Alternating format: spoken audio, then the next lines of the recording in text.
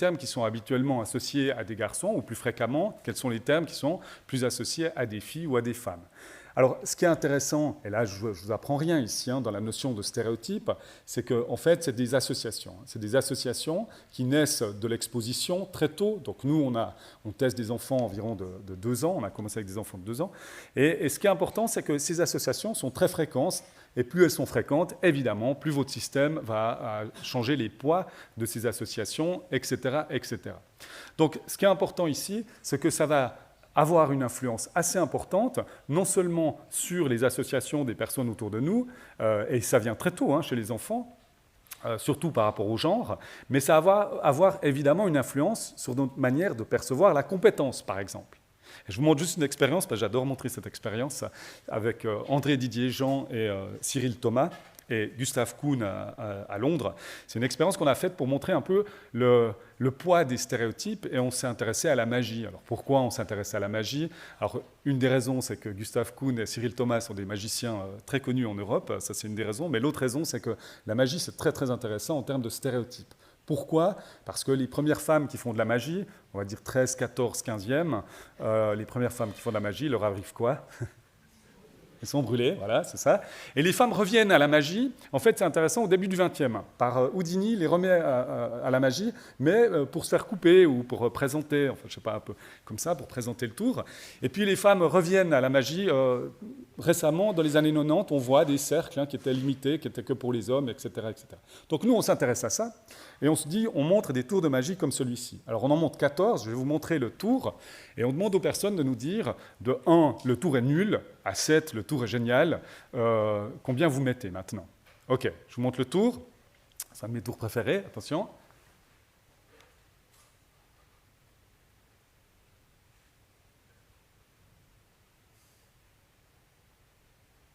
Excellent. Qui pense 1, 2, 3, 4, on a un bon public aujourd'hui, 5, 6, 7, ouais, voilà. Alors ce qui est intéressant, c'est qu'à la moitié des personnes interrogées, on leur dit les tours qu'on a ont été faits par Nathalie. Et puis à la moitié, on leur dit les tours qu'on a ont été faits par Nicolas. Et puis on aimerait les inviter pour un colloque, pour faire une présentation dans un colloque, et on aimerait savoir la qualité de leur tour. Et ce qui est assez beau dans cette expérience, c'est que la moitié des tours sont effectivement faits par une magicienne, la moitié par un magicien, mais personne ne peut dire en fait, personne ne voit ça. Donc voilà, la moitié croit que c'est Nicolas, la moitié croit que c'est Nathalie. Et quand c'est Nathalie, eh bien les tours sont moins bien, en fait.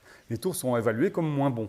Alors, ce qui est intéressant, c'est que dans une deuxième expérience, on a demandé aux gens de nous dire ensuite, quand vous avez vu le tour, vous devez essayer de trouver une explication. Là, tous les tours sont évalués comme meilleurs et on perd cet effet. Alors, c'est intéressant, cet effet, il a été démontré aussi dans la composition de musique, il a été montré aussi dans le journalisme, etc.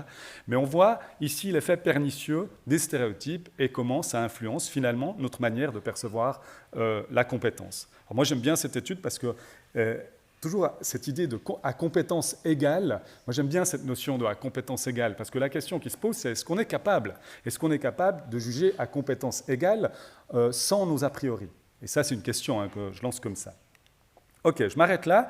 Je vais parler d'autre chose maintenant. C'est un élément assez intéressant. Peter Regarty a travaillé là-dessus, sur finalement l'infantilisation des femmes dans la société. L'infantilisation, ici je vous montre, c'est un titre du Temps, qui est un journal en Suisse. Il y a quelques années, on parlait des filles de la Fed Cup et des hommes de la Coupe Davis. En fait, ce qui est assez intéressant, c'est pas que c'est toujours le cas. D'ailleurs, en anglais, vous pouvez dire « come on boys » ou un truc comme ça. Mais en fait, on le fait plus fréquemment et plus rapidement. Cette infantilisation des femmes, on le fait de plusieurs manières. Une des manières, c'est Mademoiselle, évidemment. Mais Mademoiselle, je vais le garder, parce que Mademoiselle, je l'adore. Je vous verrai pourquoi je l'adore. Mais je vais vous en parler pour autre chose. Maintenant, l'autre élément d'infantilisation, c'est l'utilisation du prénom pour parler à des femmes ou de femmes plus fréquentes, plus rapides que pour parler d'hommes ou à des hommes. On l'a vu dans les journaux, typiquement quand on parlait de Trump et d'Hillary, quand on parlait de Sarkozy et Ségolène, et je mets ma main au feu que vous l'avez vécu. Vous l'avez vécu dans des séances où tout à coup, on utilise le prénom pour s'adresser à une femme alors que finalement, on n'a absolument rien demandé par rapport à ça. L'autre élément qui est intéressant, qui est pragmatique ici, c'est les questions qui sont posées.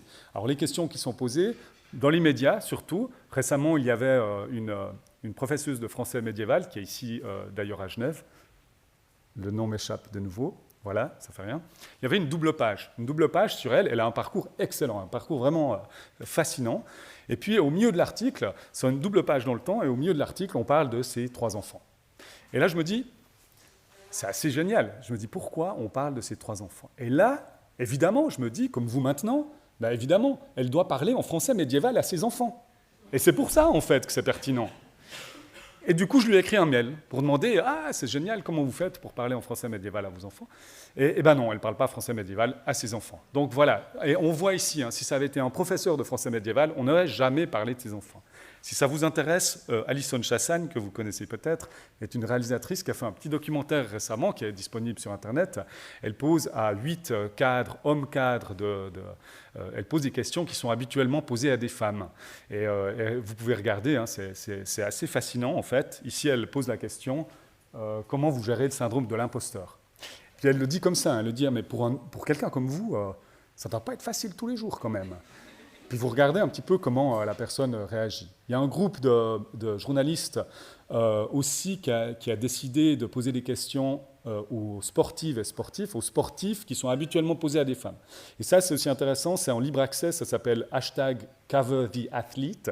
Et vous avez, par exemple, aux Jeux Olympiques en Chine, vous avez un journaliste qui pose la question à un joueur de basket qui dit aujourd'hui, là, ton t-shirt, là, un peu moulant, là, tu nous expliques un peu c'est pourquoi tu as mis ce t-shirt? Puis vous avez le basketteur qui le regarde comme ça, puis il dit mais pourquoi tu poses cette question? C'est débile en fait.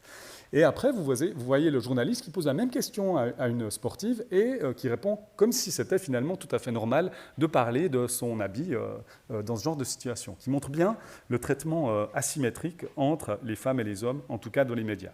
Le dernier point qui est important pour l'éducation, c'est évidemment les livres scolaires. Et là, il y a pléthore de recherches qui se font là-dessus. Toujours à l'heure actuelle, les exemples qui sont donnés dans les livres scolaires sont encore très très fortement imprégnés de stéréotypes. Alors pas seulement les livres scolaires, il y a une analyse qui a été faite sur le périodique de linguistique française, qui s'appelle Linguistique française, qui est un des périodiques les plus importants en linguistique, et c'est assez intéressant parce que les stéréotypes qui sont à l'heure actuelle dans les exemples qui sont donnés pour illustrer des principes de linguistique sont les mêmes que dans les années 70-80. C'est les mêmes. Donc en fait, c'est assez intéressant de voir que les choses évoluent très très lentement par rapport à ces stéréotypes. Et c'est intéressant de voir un petit peu que ces stéréotypes, on les apprend finalement au travers d'autres choses en fait. Ici, on apprend une règle grammaticale par exemple, et le stéréotype va jouer un rôle assez implicite chez les enfants. Je m'arrête là. Ce sont des choses, vous le savez aussi, qui sont assez difficiles à modifier, les stéréotypes, et on pourra en parler si vous voulez dans la discussion. Je vais m'arrêter sur quelque chose qui est un peu moins connu maintenant, c'est l'ordre de mention.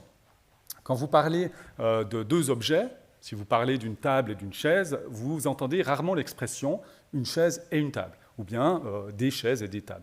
En fait, cette expression, vous allez surtout l'entendre des tables et des chaises. Quand on parle d'objet, d'être inanimé, souvent, l'objet le plus grand est nommé en premier, l'objet le plus petit est nommé en deuxième. Il y a un ordre hiérarchique. Maintenant, ce qui est intéressant, c'est pour les femmes et les hommes. Pour les êtres humains, il y a aussi des ordres hiérarchiques. Il y en a un, c'est l'âge. Vous parlez de père et fils, de mère et fille. Vous n'avez jamais entendu l'expression fille et mère, par exemple. Donc ça, c'est un ordre hiérarchique. Maintenant, quand on parle de femmes et d'hommes, et là je fais exprès, il y a également un ordre hiérarchique, bien sûr. Et l'ordre hiérarchique nous dit que les hommes sont mentionnés en premier. On voit dans certaines expressions comme les hommes et les femmes. D'accord? Vous allez essayer de dire les femmes et les hommes, vous verrez, on a un peu l'impression de faire une gymnastique parce qu'on est peu habitué à cet ordre-là, on est plutôt habitué à l'ordre hommes et femmes. L'autre exemple que j'aime beaucoup, c'est mari et femme. Donc mari et femme, vous ne l'avez absolument jamais entendu comme femme et mari. Maintenant, ce qui est intéressant, et je le dis toujours parce que la personne qui a posé la question il y a quelques années s'en veut encore probablement maintenant, il y a une personne qui a levé la main ici à ce moment-là, et puis qui me dit mais enfin, c'est l'ordre alphabétique, voyons.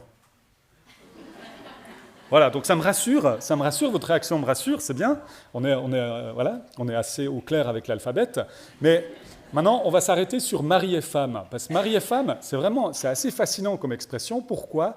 Parce qu'il y a une double asymétrie. Alors, l'asymétrie mari et femme, ce qui est intéressant, c'est qu'elle nous montre quelque chose de très, très précieux dans notre société, ou pas précieux, mais assez étonnant. C'est le fait que notre société a vraiment un problème, une obsession avec le statut marital des femmes. Vraiment. La Sainte Catherine.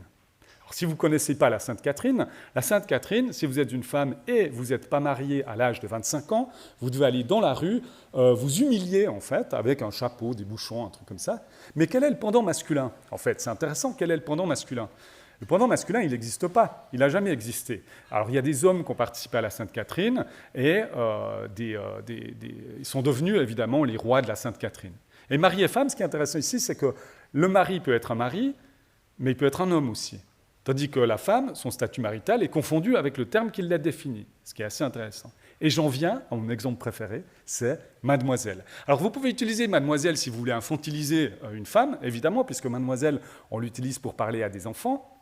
Mais maintenant, on peut aussi l'utiliser, évidemment, pour marquer le statut marital de la personne. Et ça, c'est intéressant, parce que mon père, qui a 77 ans, vous verrez, je parle beaucoup de mes parents, c'est important, pour des psychologues, ça.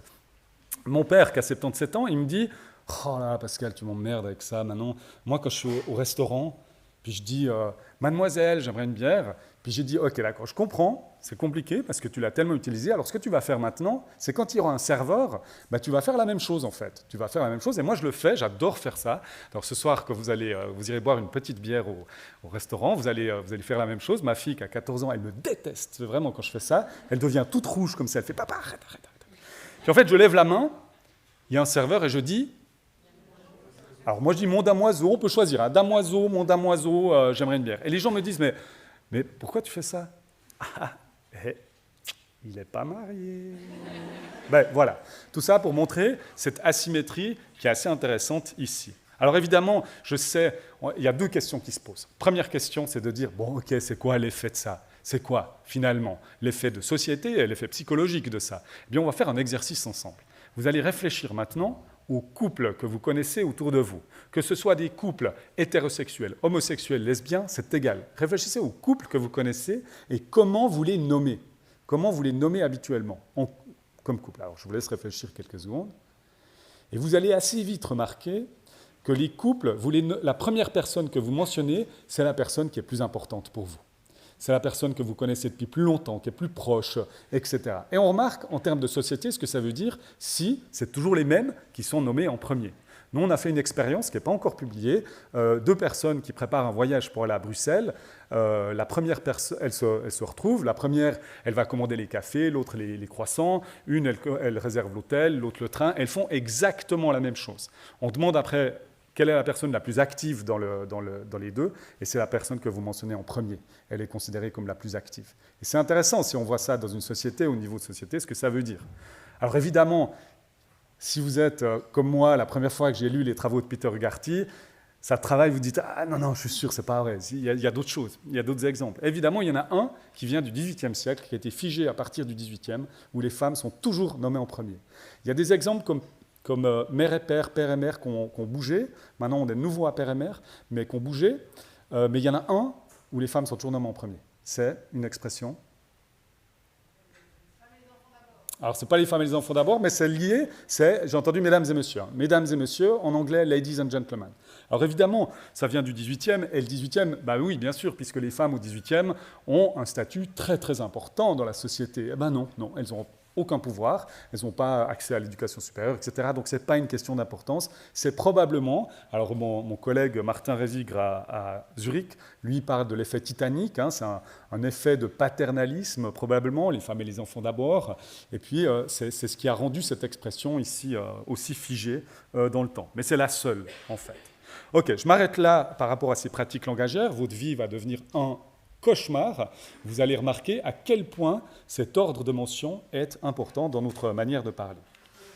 Alors maintenant, je vais m'arrêter à un autre aspect, donc la structure formelle de la langue, en fait, une partie liée à la langue, c'est en utilisant cet exemple. Alors, un chercheur a demandé aux spectateurs de penser à Emmanuelle Charpentier. C'est facile pour vous parce que vous la connaissez, mais de fait, on va faire un petit exercice. À ce moment de la présentation, j'aime bien faire un exercice pour vous réveiller. pour voir si vraiment vous êtes réveillé, désolé. Mais en fait, ce qu'on va faire, c'est que vous allez répondre à une question hyper rapidement. D'accord? Donc, attention, vous pouvez y aller, hein, attention. Nommez le plus rapidement possible une scientifique connue, mais pas Marie Curie. Voilà. Donc, pourquoi j'aime bien cet exemple? Maintenant, vous connaissez Emmanuel Charpentier, prix Nobel 2020 de chimie, de biochimie. Maintenant, pourquoi j'aime bien donner cet exemple? Parce qu'il illustre également l'invisibilité des femmes dans la société, alors l'invisibilité dans l'histoire. Alors, évidemment, le 19e siècle a probablement été le siècle le plus compliqué par rapport à l'effacement des femmes, puisque 16, 17, 18, on a des femmes qui écrivent, des autrices qui sont très connues et qui sont lues et reconnues. Mais de fait, c'est assez intéressant parce que j'aime bien donner cet exemple. Tout le monde a Marie Curie, évidemment, parce que les femmes dans l'histoire, on vous dit toujours, mais non, mais il y en a eu. Mais bien sûr, il y en a 4. Hein, il y en a 4, on peut les nommer. Hein, il y a Cléopâtre, il y a Jeanne d'Arc, George Sand, et puis Marie Curie. Voilà, on les a fait les 4, c'est bon. Mais de fait, c'est assez intéressant, cette invisibilité. Alors, je m'arrête ici parce qu'on pourrait en parler des heures et des heures. Et je m'arrête ici parce qu'on n'est pas là pour ça. On est là pour parler d'un cas particulier qui n'est pas propre à la langue française, hein, qui est aussi dans d'autres langues. Mais ici, il y a une marque grammaticale de genre. Alors, cette marque grammaticale de genre, c'est la marque masculine. Pourquoi elle est fascinante pour des psychologues? Évidemment qu'elle est fascinante parce qu'elle est ambiguë. Elle est ambiguë. Alors, pourquoi elle est ambiguë? C'est parce qu'elle peut avoir plusieurs sens. Un premier sens, c'est ce qu'on appelle le sens spécifique. Ici, un chercheur est un homme, les spectateurs sont tous des hommes. Cette interprétation-là est tout à fait possible. Il n'y a rien dans cette phrase qui me dit que cette interprétation n'est pas possible. D'accord. Et il y a une autre interprétation possible qu'on appelle le masculin dit générique, le sens générique. Alors, ce qui est intéressant, c'est que pour des linguistes, c'est un autre masculin. C'est le masculin non marqué. C'est la forme non marquée. Et ça, c'est super intéressant. Moi, je vous mets au défi d'expliquer à une personne qui vient de Finlande, donc il n'y a pas de marque grammaticale de genre, de lui expliquer la différence entre le masculin spécifique et le masculin non marqué. Hein, de dire morphologiquement, quelle est la différence entre les deux? C'est quoi? Puis vous allez très vite dire, en fait, il n'y en a pas. C'est le même, mais il est différent, en fait. C'est le même, mais ce n'est pas le même. Bon, voilà, on va s'arrêter là. On va juste prendre maintenant le point de vue de psychologue en se disant c'est le même masculin, mais c'est une autre interprétation. Mais l'autre interprétation, elle est ambiguë. Pourquoi elle est ambiguë? Parce qu'elle peut être neutre, d'accord, ou mixte. Alors, on va s'arrêter un petit peu sur le neutre. Parce que le neutre, en termes linguistiques, c'est sans rien. Alors, pour des psychologues, sans rien, c'est un peu étonnant, surtout dans des catégories comme celle-ci. Mais de fait, neutre. Maintenant, réfléchissez à une personne neutre. Imaginez une personne neutre. Vous imaginez quoi? Une personne agenrée, une personne qui n'a pas d'attributs qui sont liés au genre, une personne androgyne qui partage des attributs masculins et féminins. En fait, c'est assez compliqué conceptuellement à savoir ce qu'on pense. Ce soir, quand vous aurez commandé une petite bière à Mont-Damoiseau au bistrot du coin, vous allez prendre un bout de papier, puis vous dessinez une personne neutre, si vous savez dessiner. Et vous demandez à la personne à côté de vous, vous lui dites « quel genre ?» Et la personne va vous dire « c'est un homme ». Essayez, vous verrez, c'est assez intéressant. Mais la notion même de neutre est une notion conceptuellement qui est assez intéressante. Comment même, si vous mettez en place un protocole expérimental, comment vous allez tester la neutralité dans l'activation neutre du genre? Et ça, c'est une question intéressante. Alors, je m'arrête là ici, on va prendre le sens mixte. Parce que le sens mixte, qui est associé évidemment au pluriel, le sens mixte, il est intéressant parce qu'il est ambigu. Pourquoi il est ambigu? Parce que mixte, ça peut vouloir dire une femme, 50 hommes, un homme, 50 femmes, moitié-moitié, ou bien un homme, une femme et 50 personnes non binaires. Toutes ces interprétations sont possibles. Alors, ce n'est pas à vous que je dois vous dire que ça va être compliqué quand même pour le système de gérer toutes ces interprétations. Et on va se poser la question, tiens, quelle va être... Alors, pour les psychologues qui travaillent en psychologie sociale, évidemment, le cerveau est paresseux. Pour les personnes qui travaillent en psychologie cognitive, il est limité. Voilà. Mais de fait, le cerveau va devoir faire quelque chose. Le système va faire quelque chose par rapport à toutes ces interprétations. Alors, avant de faire ça, je vais juste faire une petite intrusion épistémique. Donc, une intrusion épistémique, c'est-à-dire que je vais parler de quelque chose que je ne connais pas. Mais je vais parler de quelque chose qui n'est pas mon domaine, et c'est l'histoire, en fait, et je vais utiliser les travaux de ma collègue Eliane Viennot pour vous parler de cet aspect-là. Alors, le français a vécu des vagues de masculinisation dans l'histoire. Jusqu'au XIIIe et XIVe, on dit « ça pleut ». D'accord? Comme en anglais, d'ailleurs, on dit toujours « it rains ». On dit ça pleut, et 13e, 14e, on change à il pleut. Si vous donnez un livre à une femme, vous dites je la donne un livre. Et à partir du 13e, 14e, on dit je lui donne un livre. Alors ce n'est pas ces vagues de masculinisation qui vont nous intéresser en tant que psychologue. Nous, la vague qui va nous intéresser, c'est la vague du 17e. Pourquoi ? Parce que jusqu'au XVIIe, des termes comme une autrice, une mairesse, une philosophesse, une poétesse, une professeuse, on pourra revenir sur professeuse si vous voulez, mais de fait, ces termes existent. Ils existent, autrice vient du latin, donc c'est un terme qui a une longue histoire. Et là, il se passe un truc, évidemment, c'est le début de l'Académie française, 1635, et dans les premières versions du dictionnaire de l'Académie décide de retirer ces termes du dictionnaire. Alors, ce n'est pas une théorie du complot, hein. C'est pas comme ça. J'imagine toujours, ils sont comme ça dans l'Académie. En fait, ils sont quand même un peu comme ça, hein, donc, à l'Académie, puisqu'évidemment, il devrait y avoir 40 membres, mais il n'y en a que 34, je crois, parce que les membres de l'Académie meurent trop vite pour pouvoir les remplacer. Mais ça, c'est un autre problème. Puis du coup, en fait, c'était vraiment pour signaler aux femmes que ces activités, ces métiers sont réservés aux hommes. Alors, en même temps, il y a des changements de règles grammaticales qui s'opèrent. Par exemple, l'accord. L'accord du participe passé, de l'adjectif, du déterminant, etc. Jusqu'au XVIIe, alors oui, c'est un peu le bordel, mais il y a plusieurs accords qui cohabitent. Molière n'accorde pas. Voilà, il décide qu'il n'accorde pas, en tout cas ses imprimeurs décident de ne pas accorder. Mais il y a des accords qui existent, donc l'accord masculin, évidemment, mais il y a un accord aussi qui existe, c'est l'accord de proximité. Alors, est-ce que quelqu'un connaît l'accord de proximité ? Oui, je pense que vous connaissez l'accord de proximité. Maintenant, l'accord de proximité, vous vous accordez au plus proche. Et cet accord-là, vous l'utilisez tous les jours. Mais les grammairiens de Port-Royal ont décidé de le retirer pour le masculin. Alors, on retrouve des citations de Bosé, parce que le mâle est plus noble que la femelle. Mais voilà, c'est cette idée de normer la langue, et on va choisir le masculin comme valeur par défaut, comme valeur dominante. L'accord de proximité, je vais vous faire un exemple pour vous montrer que vous l'utilisez tous les jours. Si je vous dis table et chaise, et vous devez mettre devant certaines ou certains, vous dites quoi ? Certaines ou certains ? Table et chaise. Certaines, table et chaise. Ok, on voit que les gens ont peur quand on se pose la question, c'est un piège comme ça. Alors maintenant, on va faire le même exercice pour région et département. En fait, normalement, on dit certaines régions et départements. Et en fait, c'est assez intéressant parce que c'est très naturel de le faire. Et essayer de le faire au masculin, cet accord, ça deviendrait certains régions et départements. Et vous le voyez, ça ne sonne pas juste en fait. Et cet accord de proximité n'a jamais disparu et il devient très très agréable si on commence à utiliser les doublons ou les doublets, mais ça on pourra en parler dans la discussion. Ce qui est important, c'est que la même chose arrive en anglais. En anglais au 19e, jusqu'au 19e, quand on ne connaît pas le genre d'une personne, on dit « they seemed very happy ». Par exemple, on utilise le « they » au singulier. Les grammairiens en Angleterre et aux États-Unis en même temps décident de changer, de proposer une nouvelle norme, d'accord, qui va passer par l'école. Donc cette norme, c'est d'utiliser le masculin comme valeur par défaut. Alors pourquoi ? Ici, parce qu'on dit le they singulier, on ne peut pas l'utiliser, parce qu'il est déjà utilisé pour autre chose. D'accord ? Et on ne se pose pas la question que le il est aussi utilisé pour autre chose, mais ça, c'est encore un autre problème. Et de fait, ce il générique, he generic, est utilisé jusqu'à même pas un siècle. Il n'a pas duré un siècle. Parce que dans l'usage, il n'a pas résisté, en fait. Dans les années 1970, les gens ont commencé à passer à he or she, jamais she or he, et le they singulier est revenu en force à la fin des années 1990, autant en Angleterre qu'aux États-Unis, pour exprimer la neutralité. Mais ce qui est intéressant, c'est qu'il est également revenu en force parce qu'il permet aussi d'exprimer la non-binarité. Et ça, c'est assez intéressant de voir comme ce « they » est revenu complètement en force. Alors, je finis cet aspect historique par une caricature d'Honoré Daumier, qui est un caricaturiste français connu du 19e, et qui fait une caricature d'une écrivaine, d'une autrice. Et voilà comment on considérait les autrices. Alors là, c'est au 19e. On voit ici une femme qui est en train d'écrire, hein, donc une autrice. Et regardez ce qui se passe, en fait. Si les femmes se mettent à écrire, qu'est-ce qui va se passer, en fait ?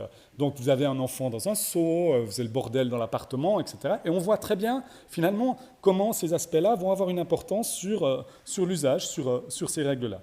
Alors, on est en 2023, et j'aimerais vous dire genre...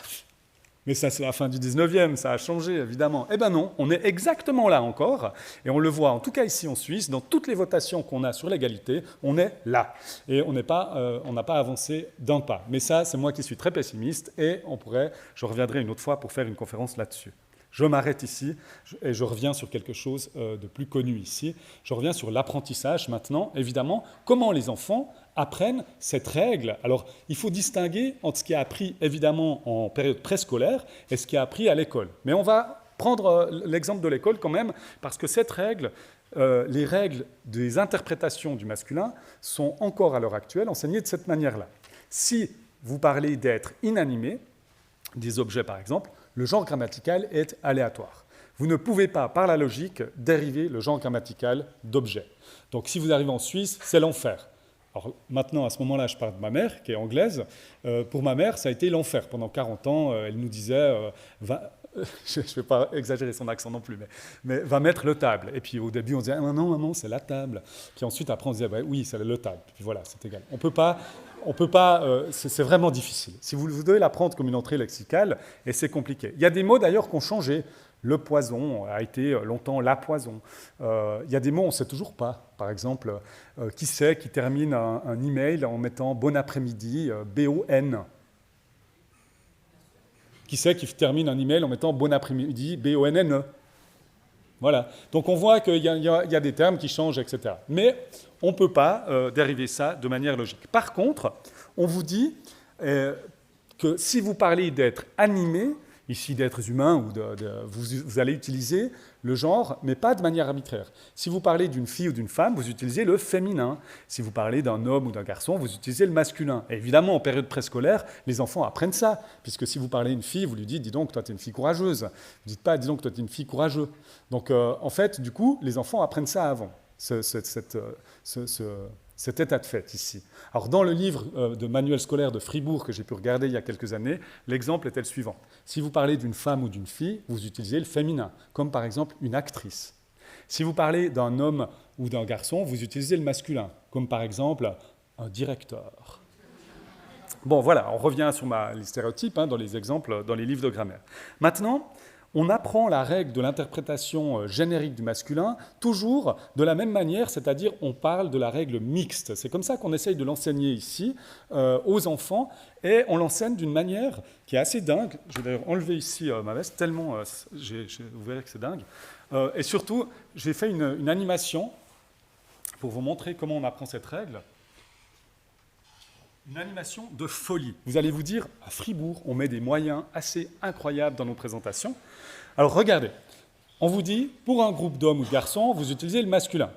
Un groupe de filles, de femmes, vous utilisez le féminin. Et là, il se passe un truc, ça doit faire exploser les cellules comme ça. C'est vraiment un truc incroyable. Attention, j'ai pris des heures à faire cette transition. Je me mets même de côté. Voilà. Attention, comme ça qu'on apprend la règle. Attention. Voilà. Assez incroyable, merci. Mais je caricature un peu ici, mais c'est comme ça qu'on l'apprend, cette règle. On l'apprend, il suffit d'un homme ou d'un garçon pour que tout le groupe change au masculin.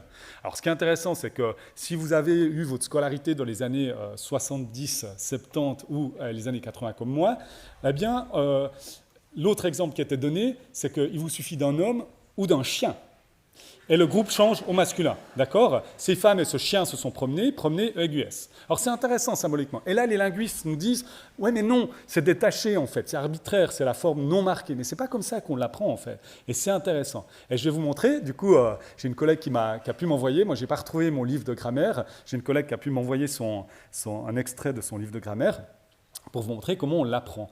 Et regardez ici, ces remarques sur l'accord de l'adjectif qualificatif. Alors c'est intéressant ici, ce qu'on voit, c'est qu'on voit, on voit ce qui symbolise des filles un peu, qui ont un peu de la peine, il y en a même une qui est tombée, et c'est chou, il y a un petit personnage qui quand même ressemble à un garçon, qui va les aider un peu comme ça, c'est super. Et puis on a un garçon un peu fort comme ça, qui prend...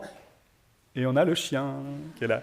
Et le masculin l'emporte sur le féminin. Alors il y a un collectif en France qui a décidé un collectif de corps enseignants qui a décidé de ne plus enseigner cette règle et qui enseigne la règle de proximité aux enfants. Alors la règle de proximité, évidemment, si vous parlez à des personnes qui viennent du corps enseignant, les gens vous disent mais c'est quoi? C'est juste, c'est faux. Je peux l'enseigner ou pas?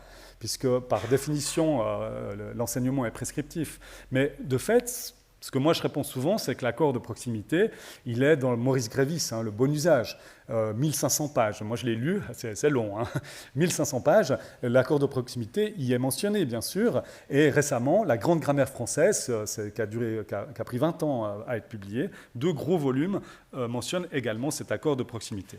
Alors, comment nous, en psychologie, on travaille pour comprendre quelle est finalement la manière de notre système cognitif de comprendre cette forme grammaticale masculine. Alors, ce qu'on fait, nous, je vous montre une des premières expériences qu'on a faites.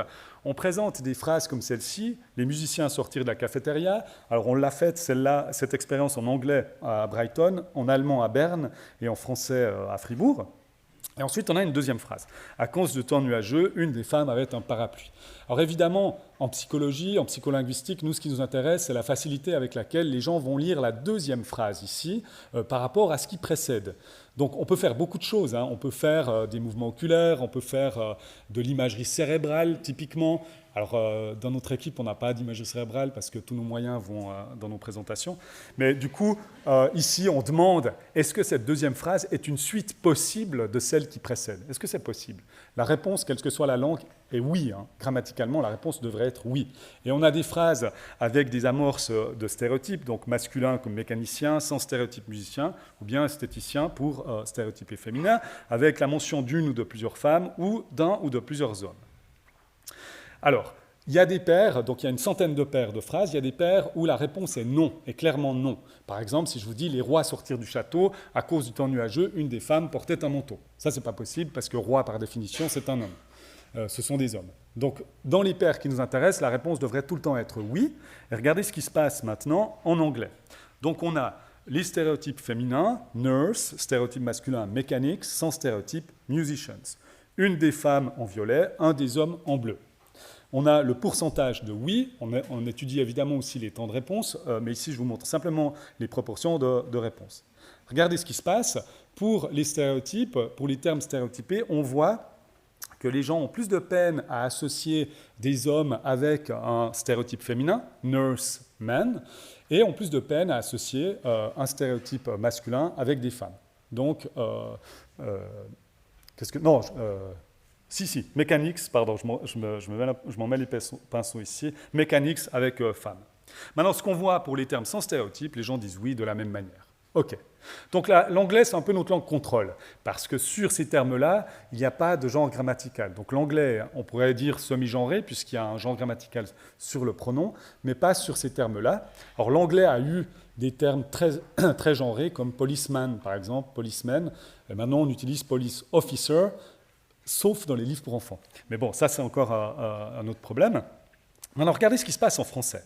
Maintenant, en français, la même chose, stéréotype féminin, infirmier, stéréotype masculin, mécanicien, sans stéréotype, musicien, en violet, une des femmes, un des hommes.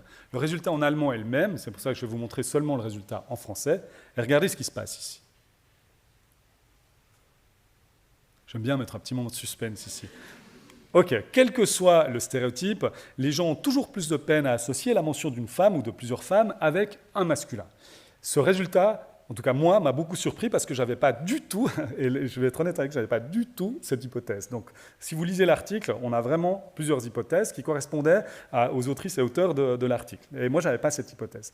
Et finalement, ce qui est assez intéressant, ce résultat-là, il est corroboré par environ, maintenant, on est à 50 ans de recherche. Il n'y a absolument aucune controverse là-dessus. Aucune. Donc, depuis les premières études en anglais sur le « il » générique dans les années 70, maintenant, il y a à peu près entre 300 et 400 papiers sur ce sujet, sur ce masculin. Et vous verrez, il y aura un QR code, vous pouvez aller chercher la liste. Il y a une liste sur Internet qui tourne. Je vous ai mis le lien sur ces articles-là. Et c'est assez intéressant, hein, parce que moi, je travaille sur la compréhension des connecteurs aussi, à cause, parce que, etc. Et là, il y a de la controverse. C'est intéressant, il y a de la controverse, on ne sait pas très bien quel est le facteur principal, mais là, il n'y a aucune controverse. Par contre, je reçois beaucoup d'insultes sur ces résultats, ce qui est par contre pas sur la compréhension des connecteurs. Mais de fait, c'est important de le dire. Il y a un article, c'est vrai, il y a un article en hollandais qui a montré un effet un petit peu différent. Pourquoi? Parce qu'en hollandais, c'est par rapport aux pronoms, et les phrases commencent par tout le monde pense que, c'est quelque chose comme ça, traduit un peu de manière assez légère, mais tout le monde pense que, puis ensuite vous avez il, quelque chose comme ça. Et là, on voit que le il est effectivement amorcé par tout le monde pense que. Mais c'est le seul article, à ma connaissance, qui est pour l'instant comme ceci.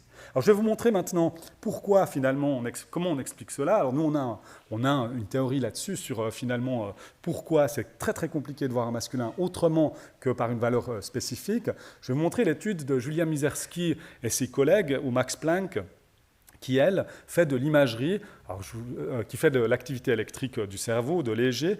Et en fait, l'EEG, elle utilise évidemment, si vous travaillez en psycholinguistique, vous connaissez l'exemple qui est toujours donné dans les cours de psychologie, c'est « je mets du beurre sur mon pain avec ma chaussette ». Et au moment où vous dites « chaussette », bing, ça monte, vous avez un pic d'activité, vous avez la N400 qui est le pic sémantique, mais il y a d'autres pics, hein, vous verrez, il y a un autre pic aussi, il y a le pic à P600 qu'on interprète parfois comme un élément de surprise ou comme un élément grammatical. Et regardez ce qu'elle fait, elle, c'est qu'elle présente des phrases comme celle-ci. Les musiciennes sortirent de la cafétéria à cause du temps nuageux, un des hommes avait un parapluie. Alors elle le fait en allemand, mais là je l'ai mis en français.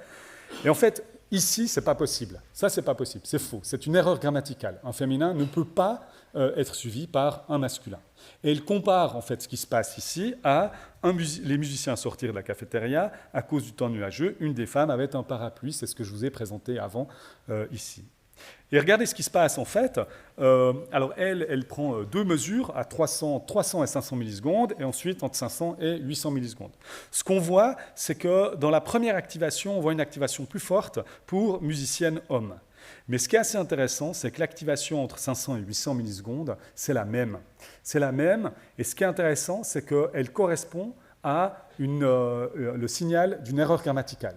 C'est comme si le système considérait l'association féminin avec homme comme une erreur grammaticale, ce qui est juste, mais elle considère aussi masculin homme comme étant une erreur grammaticale. Après, on peut réfléchir longtemps, hein, pourquoi, et je vous invite, si vous voulez, vous verrez, j'aurais mis les références, vous pouvez aller regarder comment on explique finalement cet effet-là. Mais ce qui est important de voir, c'est quelles sont finalement les implications de ça, et je finirai par ça. Alors, premièrement, la représentation du genre est automatique. Alors là, il faut dire, c'est pas vrai en fait.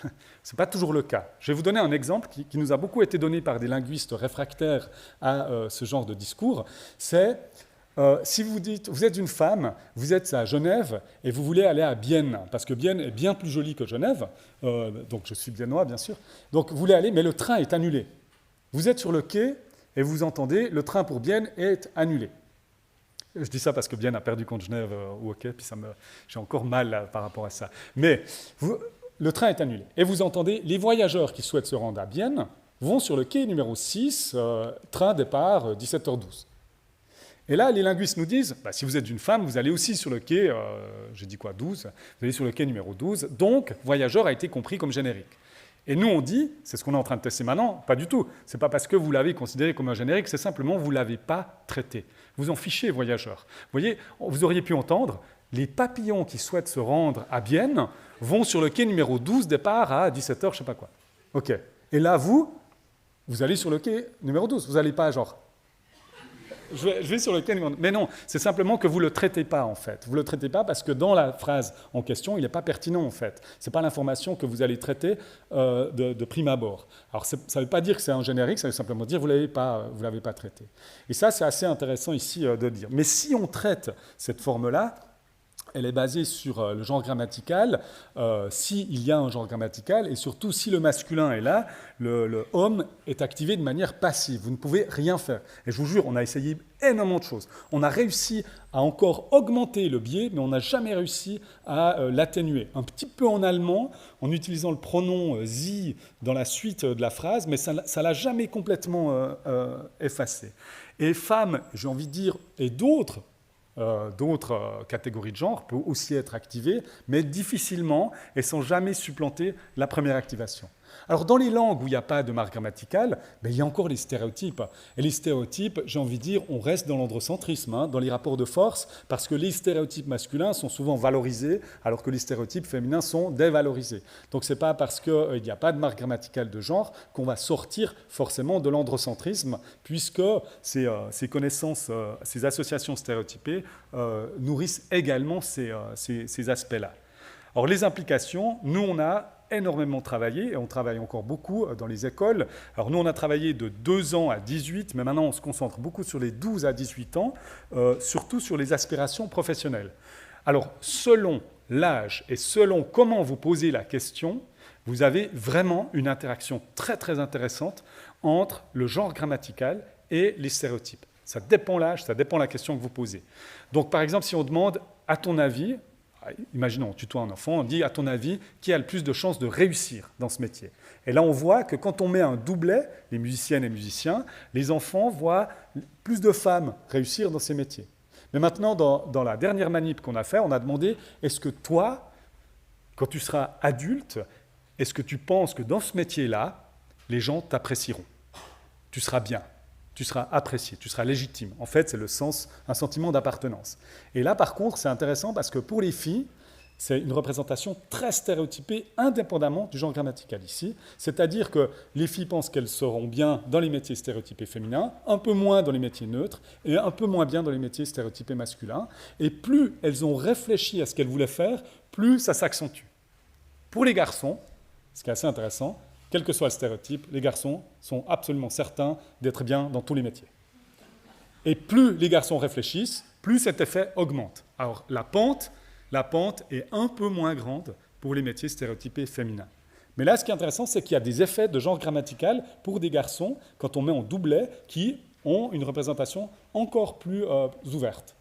Et ça, pour l'instant, on ne comprend pas très bien pourquoi. Et évidemment, on a beaucoup fait de méthodes quantitatives dans l'équipe et on est obligé maintenant de se tourner vers des méthodes qualitatives parce que cette information-là, on en a besoin de savoir vraiment comment les enfants perçoivent ce genre de forme. On ne le sait pas encore. On a eu des spéculations et comme tous les psychologues cognitifs expérimentaux, on fait manip après manip. Et maintenant, on va on va juste leur demander une fois quand même.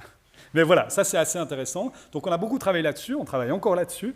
Maintenant, on a également beaucoup travaillé sur la visibilité des femmes. Alors c'est vrai, on a un grand projet européen maintenant sur la visibilité des personnes non-binaires. Il y a une question très intéressante qui se pose par rapport à comment accéder au signal de la non-binarité. Est-ce que les personnes sont capables de penser à la non-binarité? Ça c'est une question vraiment essentielle également dans nos études, mais on a surtout montré que la visibilité des femmes était changée en fonction des différentes formes d'écriture inclusive qu'on pourrait utiliser. Alors, je termine par en pratique. En pratique, ça veut dire quoi?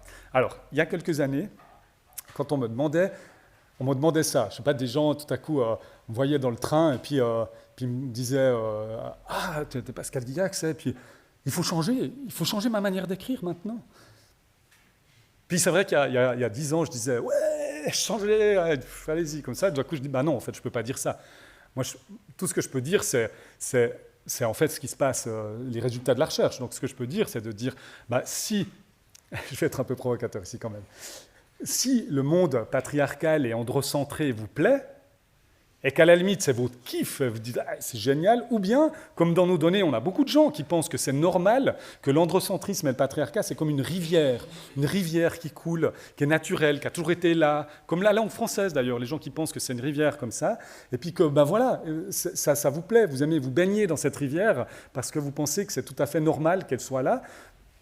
Bah, j'ai envie de dire, continuez d'utiliser le masculin, en fait. Changez rien, quoi. On continue, mais changez rien de tout au tout. Hein. On continue comme ça. Business as usual. Mais si vous pensez qu'il y a des choses à faire par rapport à la visibilité aussi, par rapport à des représentations qui vont changer, évidemment, elles ne vont pas complètement être modifiées. Vous passez pas, dans nos études, on ne passe pas de 20% de représentation à 100. Hein, ce n'est pas du tout ça. C'est des changements petits, hein, comme si vous travaillez sur les stéréotypes, vous le savez. C'est des changements, c'est difficile, hein, c'est des changements assez fins. Mais de fait, voilà, s'il y a des changements, il existe plusieurs possibilités. Maintenant, le terme de langage inclusif, Ce terme-là, il nous vient de religieuses nord-américaines protestantes des années 1960-1970. Donc elle propose des réécritures de la Bible, de certains passages de la Bible. Elle parle de l'enfant de Dieu et pas du Fils de Dieu. Mais ces religieuses, quand elles proposent l'écriture inclusive, elle ne parle pas du point médian, hein, je vous rassure tout de suite, quoi. Donc en fait, ce qui est important, c'est qu'il existe une boîte à outils énorme. Alors la recherche a beaucoup travaillé sur cette boîte à outils, a très peu travaillé sur certains éléments d'écriture inclusive, mais ce qui est important, c'est que toutes les formes d'écriture inclusive qui existent ont quelque chose en commun. Et là, j'ai de nouveau une transition incroyable. Vous verrez, cette fois j'ai mis des couleurs. Attention, en fait, c'est la notion de démasculinisation. Cette notion de démasculinisation, elle est vraiment importante. Alors, elle est un peu provocatrice, évidemment. Si vous avez des ciseaux dans les mains, il ne faut pas le dire. Mais de fait, la démasculinisation, c'est ça. C'est le fait de sortir de ce prisme masculin, alors à l'école, bien sûr, mais également en termes de société. Et ça, c'est important de le dire. Tous les outils d'écriture inclusive, quand vous avez entendu ce matin « Bonjour à vous », c'est un outil qui s'appelle l'adressage direct. Et ce « Bonjour à vous » est un outil d'écriture inclusive qui est partagé par, si vous aviez entendu Bonjour à toutes et tous », d'ailleurs quelqu'un l'a dit, c'est aussi un outil, c'est le doublet en fait. C'est des outils différents, des outils qui existent. Il y a énormément d'outils qui existent déjà. Et il y a des outils qu'on a besoin. Il y a des nouveaux outils. On a besoin de nouvelles choses parce que le français a des choses à changer.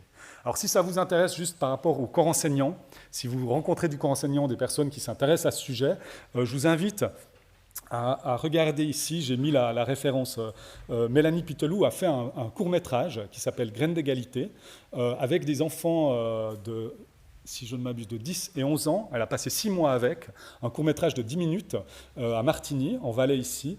Et ce court-métrage est en libre accès. Il est accompagné d'un support pédagogique pour différents degrés scolaires. Et ce support pédagogique a été fait par la Haute École du Valais. Et tout est en libre accès. Tout est en libre accès sur le site de Mélanie Pitelou. Alors, vous pouvez aussi l'inviter et aussi soutenir ses films, ses travaux. Mais de fait, ça peut être intéressant de parler de ça avec le corps enseignant. Je crois que j'ai quand même mis le lancement. Je ne sais pas si ça va donner, parce qu'en fait, j'ai pas. Je vais voir si ça marche. Peut-être ça marche, peut-être ça ne marche pas. 1000 femmes et un homme sont joyeux. Qui c'est qui veut venir au tableau compléter ça? J'accordais au féminin avec 1000 femmes. Quelqu'un a une autre proposition? Oui? X, parce que le masculin, il remporte toujours. Mais c'est pas juste, il y a quand même 1000 femmes et un seul homme. Anna, tu veux pas mettre une robe? Mais j'ai l'air ridicule. Et en plus, c'est chaud. Anna, tiens! Mais tu fais quoi? Pas ma faute! Ma mère m'a obligée de mettre ta robe! Regarde! T'as vu mes chaussures, elles sont trop cool. Il y a du rose, c'est normal. Tu t'es trompé de rayon, là! Mais va aller rendre ma magasin! Tu tiens la tronche. Mais parce qu'il a le droit de porter les couleurs qu'il veut, quand même. Aujourd'hui, les femmes, elles peuvent faire tous les métiers qu'elles veulent. Aujourd'hui, il y a aussi des garçons qui font la danse classique. Moi, je pense qu'il faudrait changer cette règle pour qu'il y ait l'égalité entre le féminin et le masculin. Pourquoi pas envoyer une lettre à l'Académie française pour leur demander de changer la règle? Filles ou garçons, nous pouvons! Filles ou garçons, nous pouvons! Filles ou garçons, nous pouvons! Voilà, si jamais l'Académie française n'a jamais répondu, mais en fait, elle n'a pas à répondre puisque ce n'est pas son mandat. Elle a un seul mandat qu'elle traîne comme un boulet, c'est de faire un dictionnaire. Et d'ailleurs, elle le fait très mal parce que le dernier dictionnaire de l'Académie française, qui c'est qui connaît? 1935. Ça bosse dur à l'Académie française quand même. Hein. Mais c'est assez intéressant aussi cette illusion finalement de normalité. Et d'ailleurs, l'Académie, on peut voir déjà des propositions de son dictionnaire. Je crois qu'elle est à la lettre T ou j'espère U peut-être. Ça avance un peu difficilement. Mais je finirai par ça, pour le smartphone. Ah voilà. Quelle est la proposition? Donc l'Académie est censée suivre les usages, hein. C'est comme n'importe quel dictionnaire finalement, hein. Mais c'est intéressant, smartphone. Quelqu'un a une idée? Moi je l'utilise avec ma fille qui me déteste vraiment, j'adore. Alors un terminal de poche. Et moi je dis souvent, mais va ranger ton TDP là, pour être cool, quoi, évidemment. Mais voilà, on voit ici le décalage aussi entre l'Académie qui, pour ambassadrice, a encore dans son dictionnaire la définition unique, la femme de l'ambassadeur. Bon, je m'arrête en remerciant ici, bien sûr, évidemment, toutes les personnes qui ont participé à ce que je vous ai présenté aujourd'hui, à qui je dis toujours, faites attention à ce que vous mettez comme photo sur Internet, parce que moi, je vais chercher les pires que vous avez, parce que je trouve ça assez drôle. Et toutes les références de ma présentation et encore, je profite puisque vous avez la possibilité de faire des capsules. Nous, on a fait des petites capsules sur ce sujet avec l'EPFL. Elles sont aussi en libre accès et j'ai mis ces capsules-là, si ça peut vous intéresser. C'est des capsules entre 5 et 9 minutes sur différents sujets liés au genre et au langage, et qui sont en libre accès. Vous pouvez faire ce que vous voulez, vous pouvez les présenter à Noël, à votre famille, quand vous lancez la discussion sur l'écriture inclusive. Merci pour votre attention.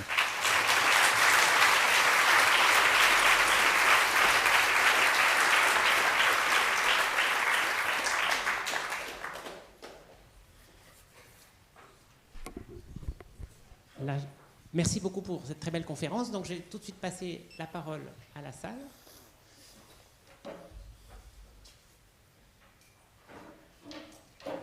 C'est toujours dur, la première question. Ah, une première question.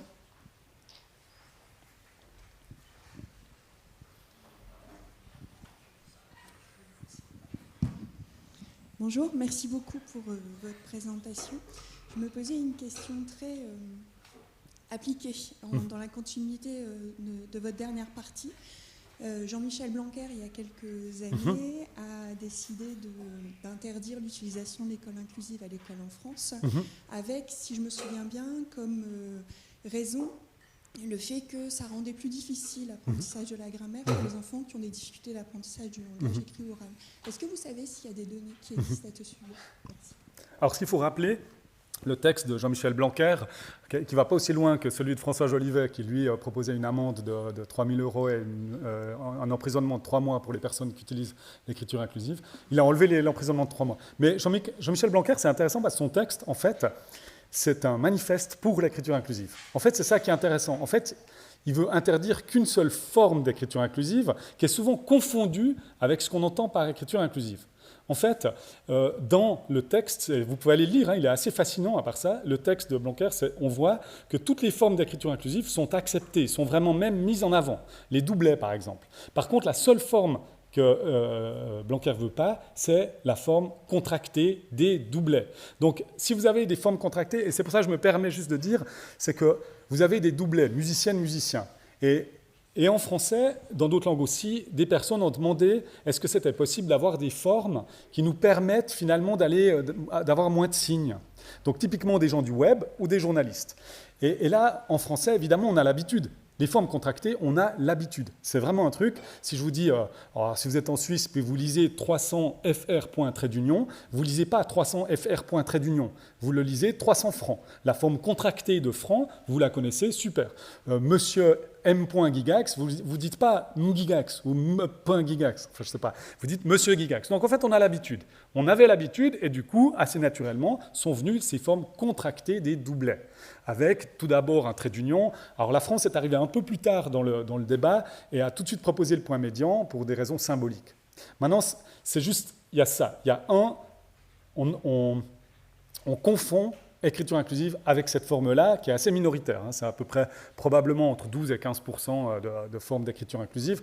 Mais toutes les autres formes ne posent aucun problème. Ça, on le sait.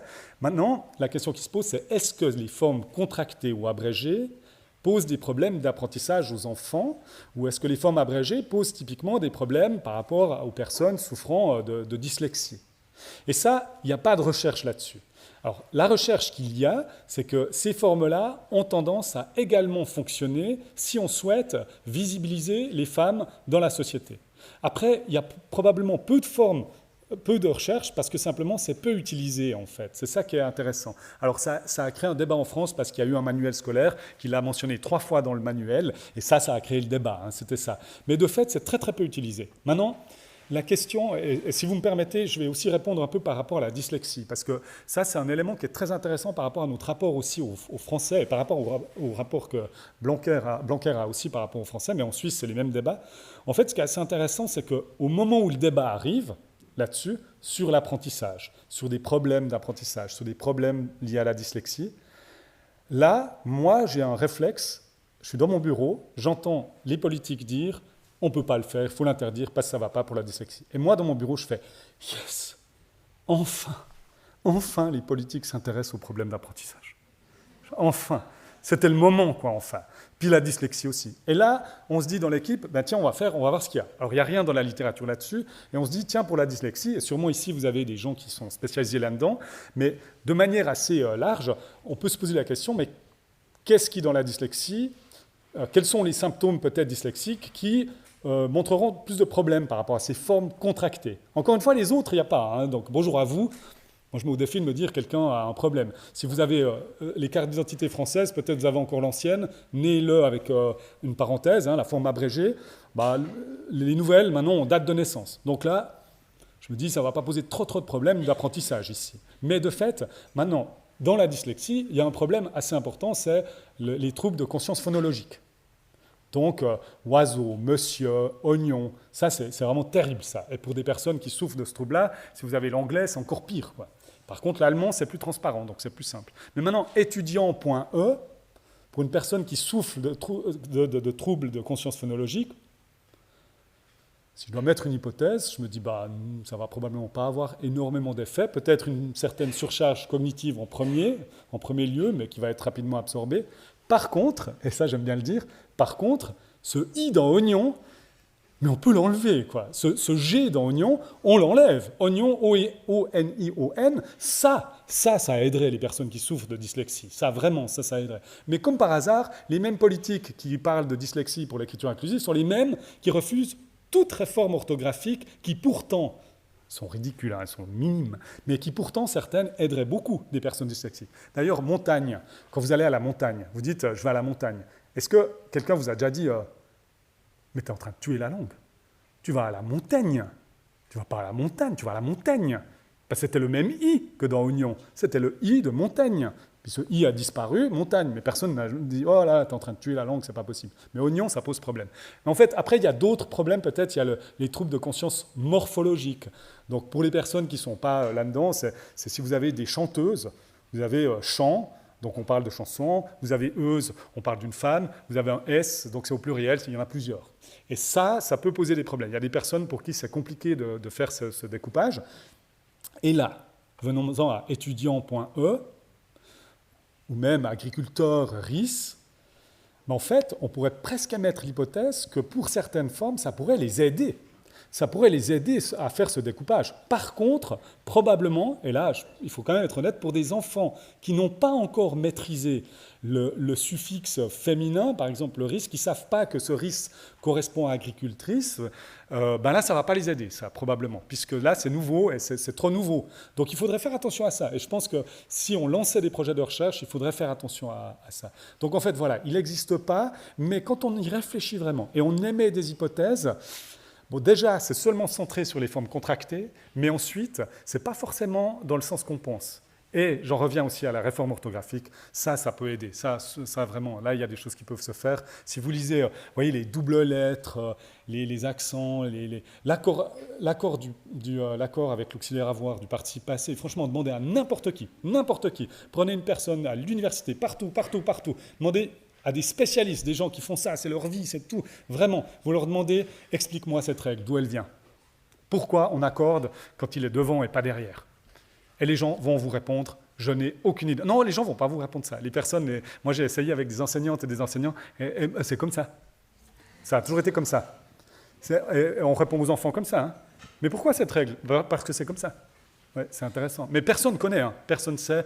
Il y a une hypothèse, c'est des problèmes de copistes, comme les X dans hibou, genou, caillou, je joue pou. C'est une erreur, c'est juste une erreur historique de recopie, quoi. Le US était symbolisé pour aller plus vite, pour une forme abrégée, était symbolisé à quelque chose qui ressemble à UX. À un X, c'est pour ça en fait qu'on a gardé ça. Mais je veux dire, il y a énormément de choses. Je m'arrête, pardon. Je laisse la question, pardon. Juste pour dire quand même que par rapport à la question, nous par exemple à l'UNIJEF, c'est obligatoire l'écriture inclusive. Tous nos documents, nos règlements, on a même des ateliers de formation pour écrire, pour nous apprendre à écrire dans ce sens-là. Donc c'est marrant selon les systèmes. Puis par ailleurs, chez Blanquer, même lui, il avait du mal à appliquer l'orthographe rectifiée que l'Éducation nationale avait lui-même signé 10 ans auparavant. Donc pour vous dire que c'est un système compliqué. On va clôturer ici, et on va de coup applaudir notre invité pour cette très belle conférence.